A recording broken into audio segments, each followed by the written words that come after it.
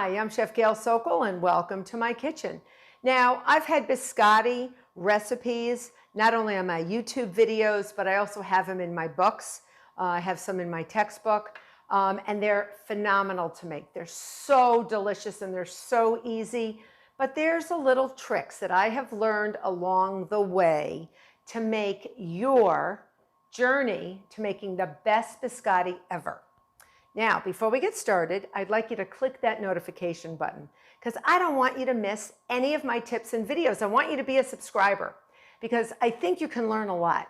I have a lot of teaching experience and I love having you in my kitchen.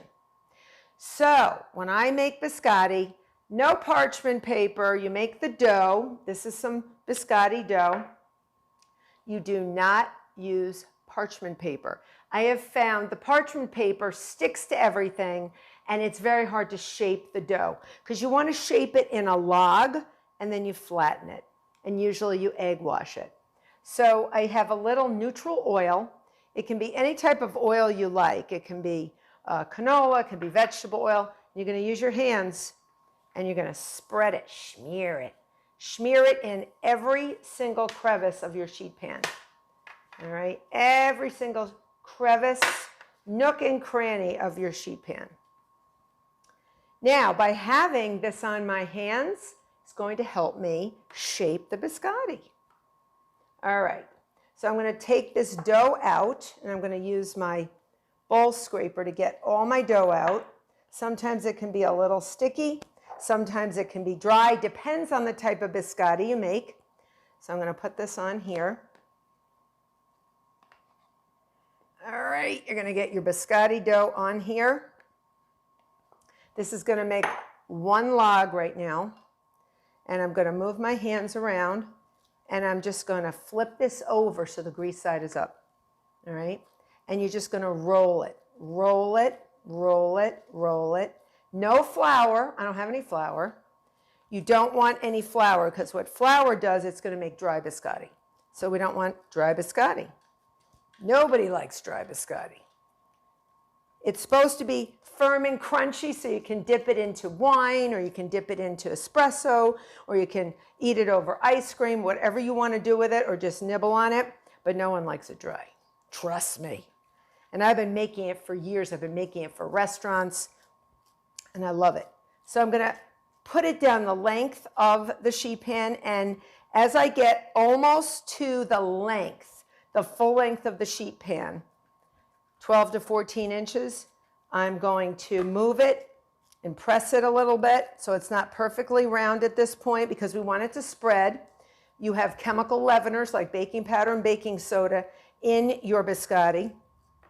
So we're going to do that. Press, press, press. My temperature is at 325. This particular recipe was for that. Some recipes are for a little higher. Some recipes are for about this. And they usually bake for about 25 to 30 minutes, 35 to 40 minutes. You want to look for a nice dry look and a heavy look. Now I'm going to go wash my hands. I'm going to show you what this looks like after it gets out of the oven. So I am going to put this on the side. I'm not going to put it in the oven yet or egg wash it. I'm going to show you what it comes out after it's first baking. Okay. Let me move this out of the way. This is what that particular log would look like after it came out about 35 minutes in the oven. And what I've done is I've gone under with an offset spatula and just, you want to let it cool first. And then just sort of shush your offset spatula underneath. See how it's moving? It's sort of moving. All right. And this is the first bake. You want to get a cutting board, a nice clean cutting board.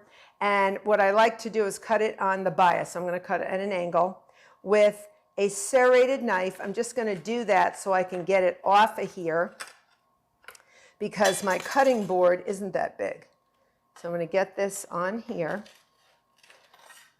How beautiful that looks with the almonds inside. And we're going to cut it. You can cut it thick, thin, depending on how crispy you like it. I've maintained my oven temperature.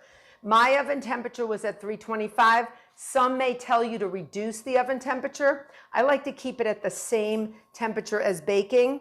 And then I go diagonal again, and I just go straight down because I have whole nuts in here. Sometimes there's hazelnuts, sometimes there's almonds. And then I don't put it on its side on the baking sheet again because you're going to rebake it, right? Biscotti, twice baked.